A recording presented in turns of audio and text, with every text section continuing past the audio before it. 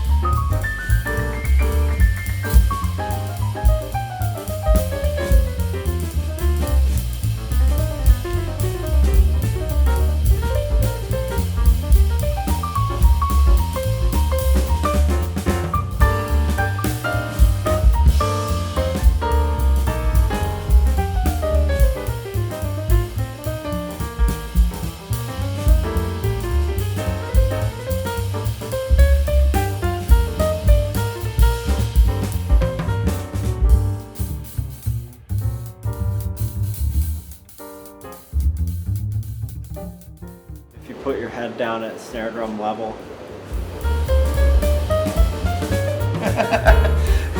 There you go. And this is the snare drum after cleaning. Ooh, look at that. Look at that beautiful nickel. And it's still very, very worn. It still has a lot of patina, of course. But yeah, it's really one of the best sounding drums I've ever played. I put these heads from Austria, calfskin heads on there, which if you take care of them, they will last forever. And yeah, I'm really, really proud of this project. So I'm just gonna talk about the drum a little bit. This is the Ludwig original all metal snare drum. Nickel plated. These shells, it's a two-piece brass shell, and you would have seen these on Black Beauties, and then also the super drums, and then the super sensitives, which have, the supers have a parallel mechanism, and then the super sensitive have actually two parallel snare strainers on the top head and the bottom head. So Ludwig was really ahead. This is from like before the like 20s and 30s, around that era. And a lot of drums from that time, like Leedies or Slingerlands, the strainers are kind of just a mess. On these drums, look at this. I believe this is called like a clock strainer because it looks like, almost like, or like a metronome. See, it almost looks like a metronome. But yeah, look at that. Works perfectly. On some of these old strainers, it's difficult because you have to loosen it to make it so it is disengaged. And then when you engage it, you have to tighten it again. They work a lot of the times, but this one is just fantastic. I oiled it. I took everything apart. Noah helped me too. We cleaned the tension rods, everything on here. And I did a really, you have to be careful with nickel because it's not as tough as chrome. And so I used soft scrub, so it was a workout. And you've seen that in the video. It was a lot of fun though. And yeah, this drum it's kind of the Ludwig flagship drum. I found something that was fascinating. The 10-lug drum, after Ludwig was sold to Kahn, I guess this would be like during the Depression, they didn't do any 10-lug snare drums. There were probably some exceptions, but that I know of, no 10-lug snare drums all the way until the 50s, the late 50s, when they came out with the Supra, which was probably kind of in this tradition. I'm guessing that that's what they, like how they designed that drum. And yeah, I found that to be really interesting. Ludwig started with like the pedal and then metal snares. And back then it was probably a lot less expensive to make a wood snare drum. So the whole idea of making a snare drum entirely out of brass, just about, was people probably thought it was maybe a little bit crazy, you know. So it's kind of cool. They were ahead of their time, and they definitely were like risk takers. They invented new things, and this drum goes to show. I mean, this thing still works fantastic. Just look at that, smooth, just really, really, really lovely. And so this is with the calfskin heads, just about how it would have sounded when it was brand new. And yeah, I'm actually going to keep this drum, so it's not for sale. This is going to be kind of the shop example drum, because I don't see these too often. I'm not sure which one is technically more common, this or the super sensitive. They're probably about the same, I would imagine, but I wouldn't be surprised if this one was actually a little slightly less common, because if you had enough money to go for one of these, you could afford one of the other ones. So yeah, I'm going to play it here for you a little bit, and hope you enjoyed the video.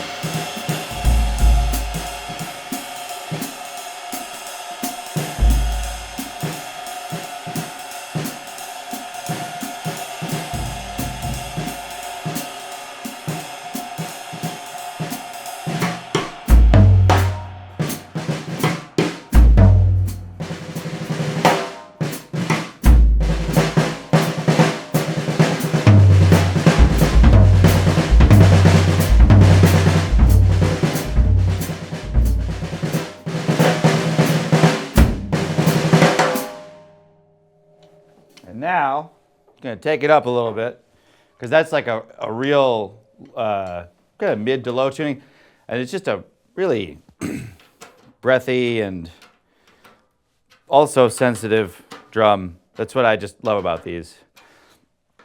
Put some nice fresh oil on these tension rods so they're very smooth.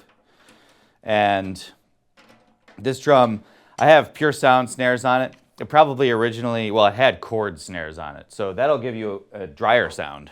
But I like this for kind of a more universal application. So yeah, here we go, a little bit of a higher tuning.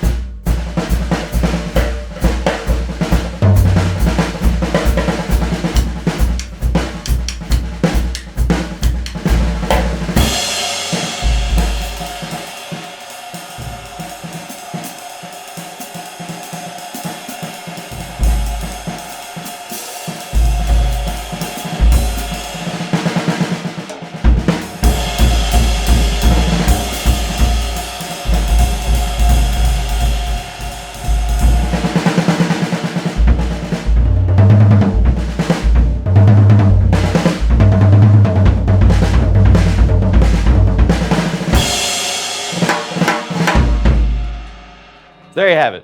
This is probably my favorite snare drum of all snare drums. Just, I mean, there's so many different qualities you can get in a snare, but overall, I think I probably enjoy playing these snare drums more than just about any other one.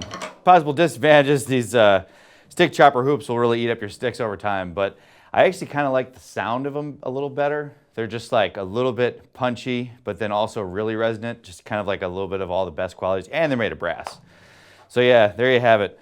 Beautiful, beautiful snare, and hope you enjoyed the sound file and all the cleaning videos and everything. Thanks.